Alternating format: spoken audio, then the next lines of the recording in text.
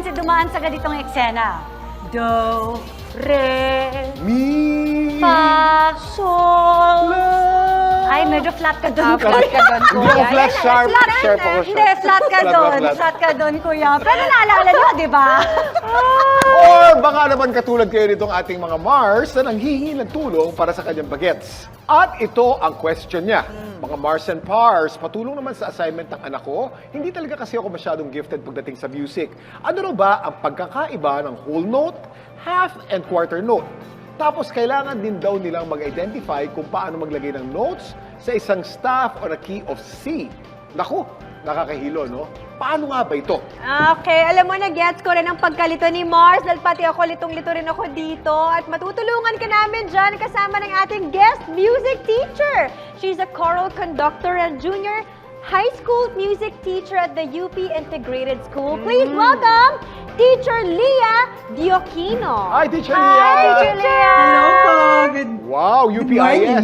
Okay, Teacher Leah, ito, meron kaming 2 questions for you. Today, we have number 1 question. Ano raw ba ang kaibahan ng full note sa half note and quarter note? So let's Okay. do Yan. question number 1 first. Go, kuya. Okay, Whole note, half whole note, note. quarter Ang note. whole note natin, napakasimple i-drawing. It's an oval na nakahiga. Yeah. Actually, you know what? Maybe we should draw a staff first. Oo nga pala. Okay, wait. So, 5 lines. 1. Ayan, may pinapakita si teacher. Ano yan? Teacher, can we see? Napakasimple lang, di ba? Okay. It's just a whole note. Wow, Ang tama. whole note dito muna. Ang whole note pa muna. Kahit Yan. saan sa staff. Yan, Yan. pwede Oh, na. Yeah, nice one, kuya. Tapos, Note. does it matter, teacher, whether it's colored in or whether it's not na yung parang outline lang? Kailangan ba yung shade? For the whole note, wala po siyang shade. Walang Okay. shade. And then next natin, what is a half note? Now, our half note naman, kung may whole note ka na, magdodrawing ka lang ng line sa tabi niya. Ayun. Yun. At may line. So this is a half note? Yan. Yeah. Nice one, kuya. That is your half note. Okay. And then a quarter note is? Ang quarter note naman, para lang siyang half note, except shaded yung loob. Ayun. So, like this Ah. also, pero shaded na yung loob. Okay.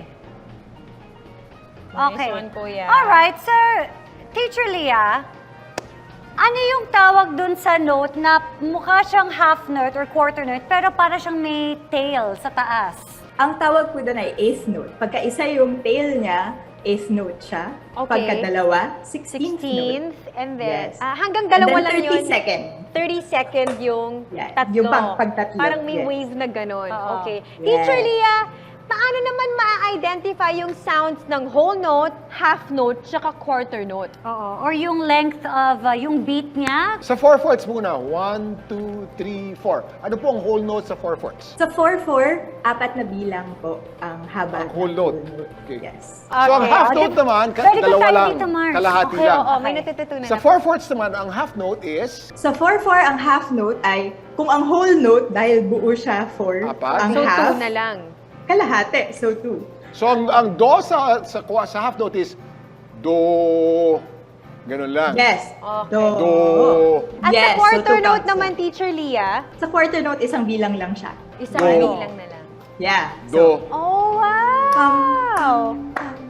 Yeah. Okay, Ah. ito naman, teacher. Yeah. Tanong to nung ating mommy kanina, kapag ang key ay C, saan daw po ba pwedeng ilagay sa staff ang do at ang iba pang mga nota kung ang key ay C? Okay, kung ang key ay C, kung ang papansinin natin sa staff ay meron tayong 5 linya at 4 na spaces. Yes. 5 lines, 4 spaces, okay? Lagyan po na natin ng G clef yung staff natin. G clef, is it also known as the treble clef? Yes, it's Okay. the same thing. Yes. Okay. Saan ang C dito ngayon? Ang problema sa staff natin, dahil 5 lang yung linya niya, kukulangin tayo dahil marami tayong nota. So we're going to sort of extend the staff. So it's going to be on the space below the staff. Sir, bale, here? Is that- Yes, exactly. Okay. So yung linya na yun, ang tawag natin dyan ledger line, para siyang extension ng staff. Alright, so this is C? C. So that is C. Saan ang D? Ngayon, dahil line space tayo, ang susunod na nota natin, nasa space. So it's the space in between that ledger line and the next line. So there, right below the exactly. line, kuya. Whole Okay. note then.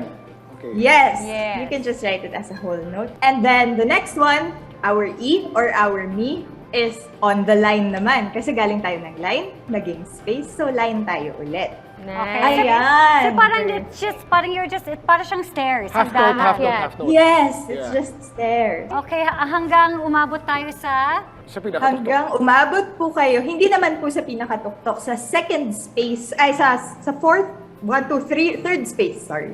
Okay. Yes, so that is your C again. Kasi ilan lang naman Tapos yung nota ganito natin. pa ulit, Mars? Ganyan, Pagkatapos ito, second ganyan, octave na. and Ganun ganyan. yan, di ba? Yes, Diba? next octave na po. Okay. I see. Teacher Leah, maraming salamat sa pagtulong sa amin sa ating homework hotline. Anytime po. Any final tips for our students para mas ma-appreciate nila ang music at baka meron pa kayong mga gustong batiin? Yes, Lahat now's ng your mga Mars and chance, Pars natin teacher. nanonood ngayon. Sa mga students na nag-enjoy ng music nila, huwag kayong matakot na seryosohin ang musika. May space, there's always time, there's always space for music. Kahit na busy tayo sa academics natin, nakakatulong siya lagi sa kabutihan natin, sa overall wellness natin, di ba? Thank you, Teacher Ingat Leah. ka! Goodbye! O, di ba?